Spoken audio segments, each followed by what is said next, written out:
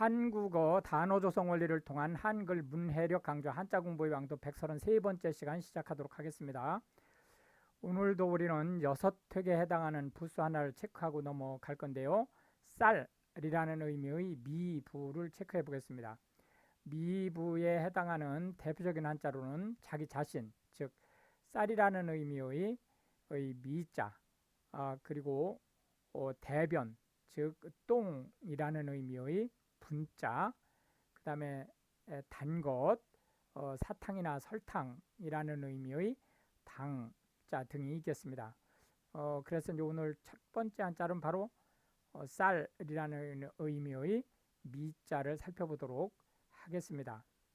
미자는 나무목 자 위에 점이 두 개가 찍혀 있는 쌀눈이 놓여 있는 그러한 글씨로 이제 보시면 되겠습니다. 하나, 둘, 셋, 넷, 다섯, 여섯에서 총 6획에 해당하는 한자가 되겠습니다. 그래서 쌀이라는 의미의 미자가 되겠습니다. 미곡하면 쌀알 또는 공류를 이제 총칭할 수 있어요. 쌀이라는 의미와 공류라는 의미를 함께 가지고 있다. 그러나 주로 미곡하면 쌀알을 얘기한다 이렇게 보시면 되겠고요. 쌀은 이제 한반도에 사는 사람들의 주식이기 때문에 대단히 중요한 그 대상이 되죠. 현미라고 하는 것은 벼에서 겉껍질, 즉 왕겨만 딱 벗겨낸 그 쌀알을 얘기합니다. 이 그 현미의 경우에는 겉껍질, 왕겨만 벗겼기 때문에 색깔이 진한 갈색을 띠게 되고요. 미네랄을 비롯해서 그 영양소가 대단히 다분히 많이 들어 있는 것으로 보시면 되겠습니다. 현미에서 8%에 해당하는 현미 무게의 8%에 해당하는 껍질을 벗겨낸 것을 백미라고 얘기를 합니다. 백미는 또 우리가 10분도라는 말로 쓰기도 하는데요. 같은 말입니다. 10분도라는 말은 백미와 같은 말이고 그 10분도는 현미에서 8%의 무게가 빠진 그런 거기 때문에 실제 백미에는 영양소는 전분을 제외하고는 거의 빠져나간 상태라고 보시면 되겠습니다. 흑미는 기능성 쌀입니다. 껍데기가 까만색으로 보이죠. 물론 그 껍데기가 까만색 그 껍데기를 딱 벗겨내면 그 안쪽은 일반 쌀과 같습니다. 그러나 껍데기만 까만 거예요. 미음이라고 하는 것은 죽보다 더 그 묽게 쑤어진 그 액체성 식사를 얘기합니다. 그 질병에 걸렸다거나 해서 식사를 하기에 좀 불편하거나 또는 한동안 그 음식을 섭취하지 않았을 때 그 위를 보호하기 위해서 실제 미음으로 시작을 하는 그런 경향이 있죠. 정미라고 하는 것은 쌀 껍데기를 벗겨내는 절차를 얘기합니다. 그래서 현미를 만드는 것부터 이 백미를 만드는 것까지의 절차를 정미라고 얘기를 하고, 정미소 그러면은 그러한 쌀의 껍질을 벗겨내는 일을 하는 곳, 즉 방앗간을 얘기합니다. 미강유라고 할 때 미강은 쌀겨를 얘기합니다. 쌀겨라고 하는 것은 이 현미는 왕겨만 벗겨낸다고 그랬죠. 그 왕겨를 벗겨낸 뒤에 현미에서 백미까지 가는 그 과정에서 어, 그 생기는 아주 고운 가루를 우리가 미강 또는 겨라고 얘기를 하는데요. 이 미강에는 기름기가 많기 때문에 이것을 이제 압착해서 식용유로 쓸 수 있습니다. 그걸 우리가 미강유라고 얘기를 하고요. 구휼이라고 하는 것은 지금으로 말하면 사회복지 제도입니다. 그래서 이제 가뭄이 들었거나 뭐 큰 문제가 생겼거나 해서 뭐 전쟁이 일어났거나 해서 큰 문제가 생겼을 때 그 가난한 백성들을 위해서 그 복지 정책을 펴는 것을 구휼이라고 얘기를 하는데 그 대표적인 것이 이제 쌀을 보내는 거죠.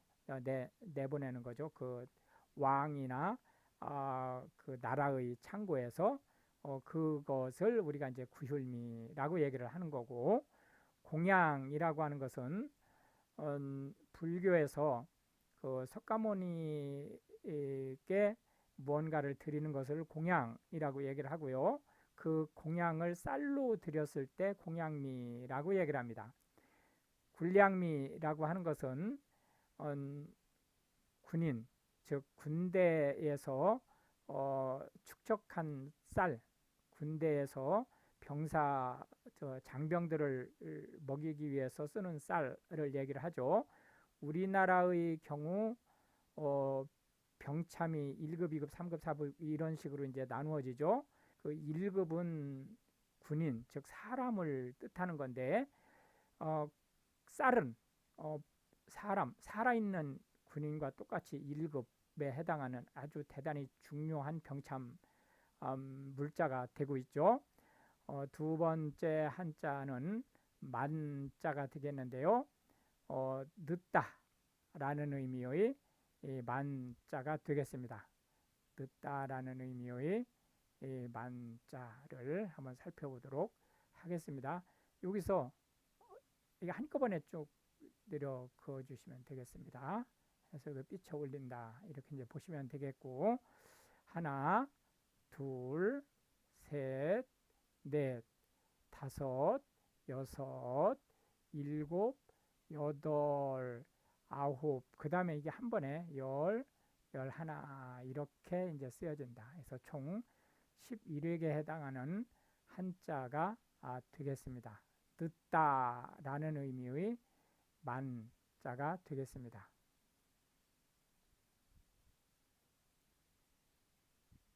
만자에 해당하는 대표적인 단어들을 살펴보겠습니다. 만찬 그러면 이게 늦은 식사라는 의미를 가지고 있기 때문에 저녁 식사를 뜻합니다. 저녁 식사인데 한국은 아침 식사, 조찬이 메인 식사입니다. 서양의 경우에는 저녁 식사가 메인 식사죠. 그렇기 때문에 만찬이 바로 정찬입니다. 그리고 이 만찬이라는 말은 꼭 저녁 식사가 아니라도 일종의 연회의 그 식사는 우리가 만찬이라는 얘기를 한다. 성만찬은 물론 이 성만찬이 두 가지 의미로 쓸 수 있습니다. 그러나 이제 통상적으로 성만찬 그러면 최후의 만찬을 얘기하는 거죠.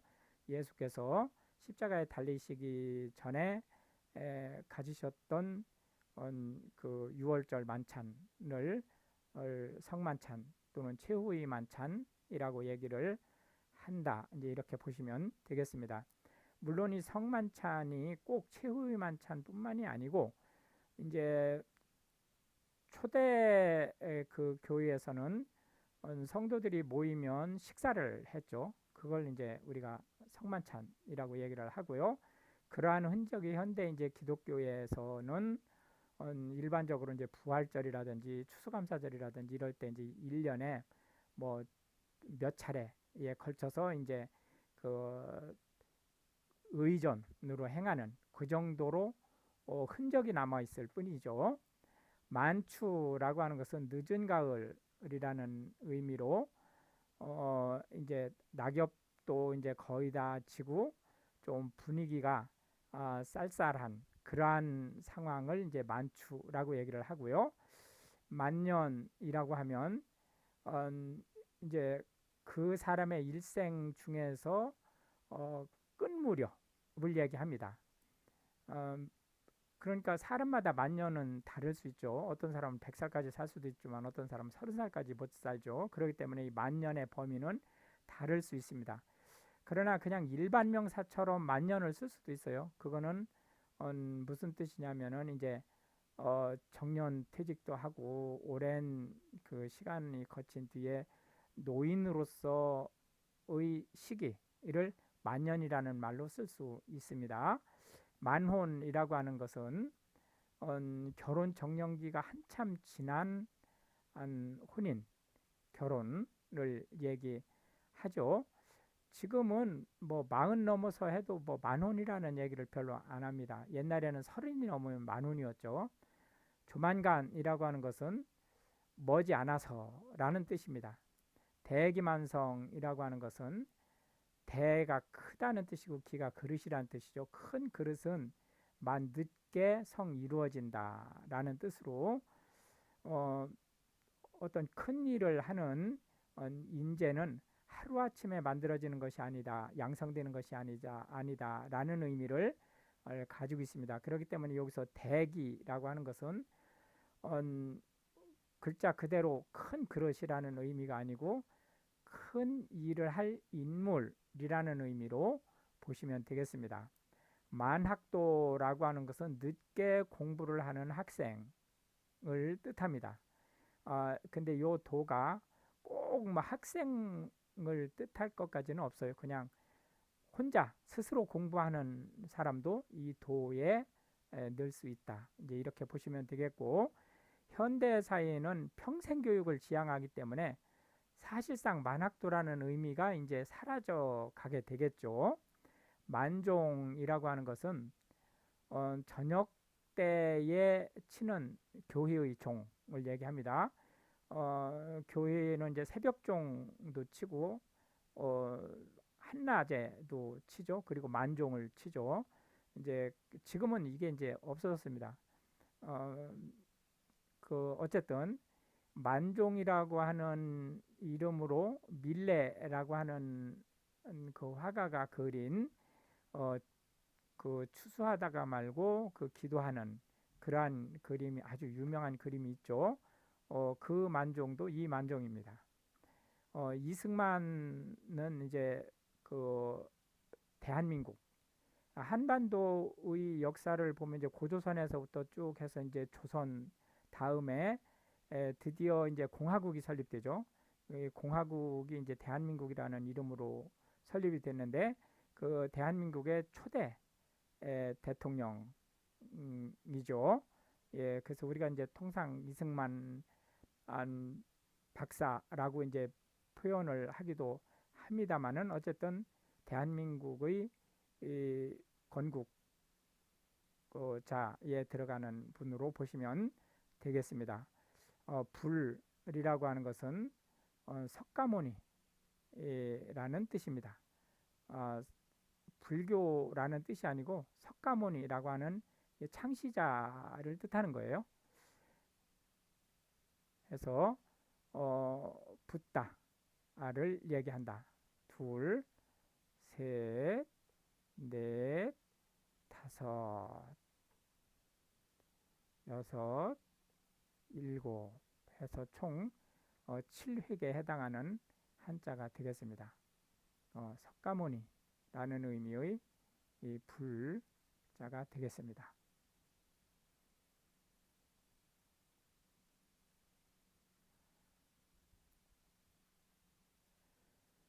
불상 그러면 석가모니의 형상을 만든 주조한 상을 얘기하는 거죠.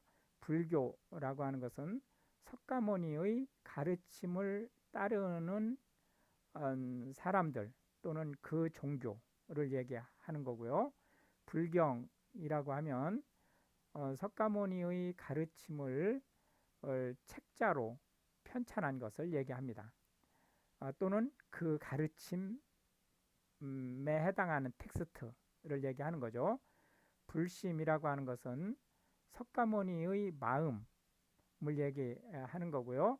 석가모니의 마음은 곧 자비라는 말로 표현이 되기 때문에 불심이다 그러면 아주 큰 자비로움이라는 의미로 통한다.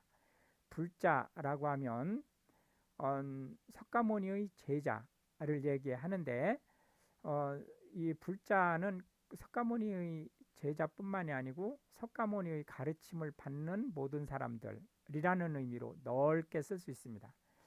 염불이라고 하는 것은 석가모니의 가르침을 외워서 암송하는 것을 얘기하기도 하고 또 그 자신의 참선이라든지 또는 도를 닦는 것을 위해서 기도하는 것, 또 염불이라고 얘기를 하죠. 공염불이라고 하는 것은 염불을 한 것이 헛되게 되었다라는 뜻으로 무슨 일인가를 한 것이 수포로 돌아갔다라는 뜻을 가지고 있습니다. 성불이라고 하는 것은 도를 깨달아서 석가모니 경지에 이르렀다라는 의미를 가지고 있는데요. 이제 시간이 이렇게 쭉 지나면서 지금은 이제 그 석가모니를 따르는, 그러니까 우리가 얘기하는 스님들이 열반에 드신 것, 즉 돌아가신 것을 성불이라는 말로 표현하기도 합니다. 불국사라고 하는 것은 이제 통일 신라 시대 직전의 신라에서 만들어진 사찰이죠. 아주 그 규모도 크고 웅장하기도 하고 그 미적 감각이 뛰어난 절입니다. 불란서라고 하는 것은 요게 이제 그 발음을 중국식 발음으로 프랑스를 발음해서 이제 쓴 글자를 한국식으로 읽는 바람에 불란서라고 이제 읽히게 된 거죠. 그래서 이제 프랑스라는 말로 쓰이고 있습니다. 예를 들어서 보불전쟁 이렇게 표현할 때 그 앞에 보는 오스트리아를 얘기하는 거고 뒤에 불은 프랑스를 얘기하는 거죠. 이제 그런 식으로 이제 보시면 되겠습니다. 이렇게 해서 오늘도 우리는 이제 하나의 한자와 세 개의 부수, 하나의 부수와 세 개의 한자, 그리고 각 한자에 대해서 현대 한국어에서 자주 쓰이는 10개씩의 단어를 살펴보았는데요. 이것이 한글 문해력 향상에 도움이 되고 특히 외국인으로서 한국어를 배우시려고 하는 분들한테 한국어 단어가 어떻게 조성되고 어떻게 활용되는지에 대한 폭넓은 이해를 전달할 수 있게 되기를 바라겠습니다. 시청해 주셔서 감사하고 우크라이나를 위해서 기도해 주시면 더욱 감사하겠습니다.